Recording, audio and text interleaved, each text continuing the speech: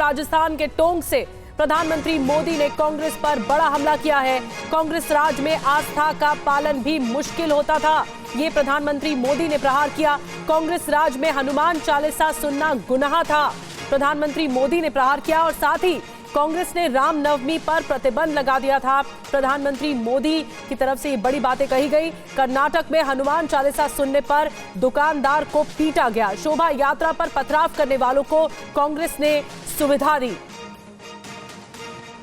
कांग्रेस के शासन वाले कर्नाटका की कुछ दिन पहले वहां एक छोटा दुकानदार, उसको सिर्फ इसलिए बुरी तरह से पीटा गया, लहूलुहान कर दिया गया, क्योंकि वो अपनी दुकान में बैठे बैठे हनुमान चालीसा सुन रहा था। ये कांग्रेस की कर्नाटका की सरकार का काम देखिए। अपनी छोटी सी दुकान में एक गरीब आदमी भक्ति भाव से प्रभु हनुमान जी का स्मरण करते हुए हनुमान चालीसा सुन रहा था, उसको लहूलुहान कर दिया गया। आप कल्पना कर सकते हैं, कांग्रेस के राज में हनुमान चालीसा सुनना भी गुनाह हो जाता है। कांग्रेस के राज में अपनी आस्था का पालन करना भी मुश्किल हो जाता है, और राजस्थान तो खुद इसका भुक्तभोगी रहा है। अब सीधी सीधी बात है, जब उनके पार्टी, उनके सारे नेता प्रभु राम का मंदिर बने, प्रभु राम का प्राण प्रतिष्ठा का अवसर हो, मंदिर के लोग जाके रूबरू में आने के लिए निमंत्रण दे, सम्मान पूर्वक निमंत्रण दे, और पब्लिकली उस निमंत्रण को ठुकरा दिया जाए, तो उनके चेले चपाटे भी हनुमान चालीसा करने वालों को पीटेंगे कि नहीं पीटेंगे भाइयों?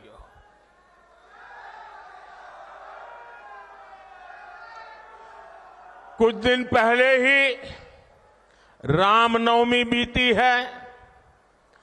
कांग्रेस के जाने के बाद पहली बार शांति से शोभा यात्रा निकली है पूरे राजस्थान में, वरना पहले और चुनाव की आपाधापी गर्मी होने के बावजूद भी कांग्रेस ने तो, और हमारे यहां तो सूरज की पहली किरण का स्वागत भी राम राम सा से होता है। राम राम सा, कोई किसी को मिले तो पहले मुंह से निकलता है राम राम सा। कांग्रेस ने तो राम राम सा कहने वाले राजस्थान में रामनवमी पर प्रतिबंध लगा दिया था।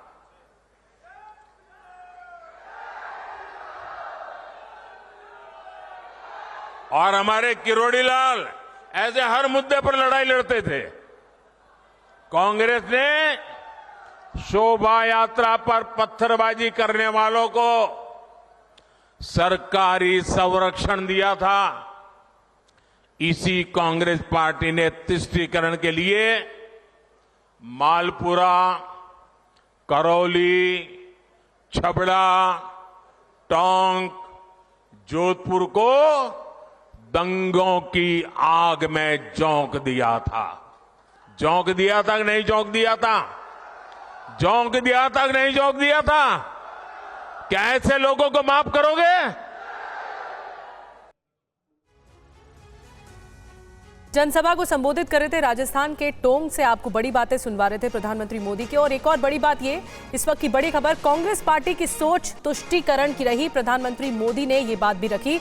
4 बार मुस्लिम रिजर्वेशन लागू करने की कोशिश हुई, कानूनी अड़चनों की वजह से मंसूबे पूरे नहीं हो सके।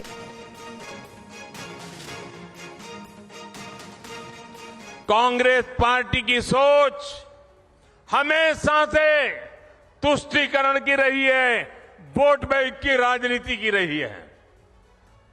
2004 में जैसे ही कांग्रेस की केंद्र में सरकार बनी, उसके सबसे पहले किए गए कामों में था, सबसे पहला काम था चुनाव जीतने के बाद आंध्र प्रदेश में SC ST के रिजर्वेशन में से कमी करके मुसलमानों को रिजर्वेशन देने का प्रयास। ये एक पायलट प्रोजेक्ट था जिसे कांग्रेस पूरे देश में आजमाना चाहती थी। 2004 से 2010 के बीच कांग्रेस ने 4 बार आंध्र प्रदेश में मुस्लिम रिजर्वेशन लागू करने की कोशिश की, लेकिन कानूनी अड़चनों की वजह से सुप्रीम कोर्ट की जागरूकता के कारण वो अपने मंसूबा जो लेके चले थे वो पूरे नहीं कर पाए। 2011 में कांग्रेस ने इसे देश में लागू करने की कोशिश की। SC ST को और OBC को मिला हुआ अधिकार छीन करके वोट बैंक की राजनीति के लिए औरों को देने का खेल किया। कांग्रेस ने इतने प्रयास ये जानते बूझते किए कि ये सब संविधान की मूल भावना के खिलाफ था, लेकिन कांग्रेस ने संविधान की परवाह नहीं की, बाबा साहब आंबेडकर की परवाह नहीं की। जब कर्नाटका की बीजेपी सरकार ने, जब हमें मौका मिला तो हमने पहला काम किया, उन्होंने जो SC ST से छीन करके मुस्लिम कोटा निकाला था उसको हमने खत्म कर दिया।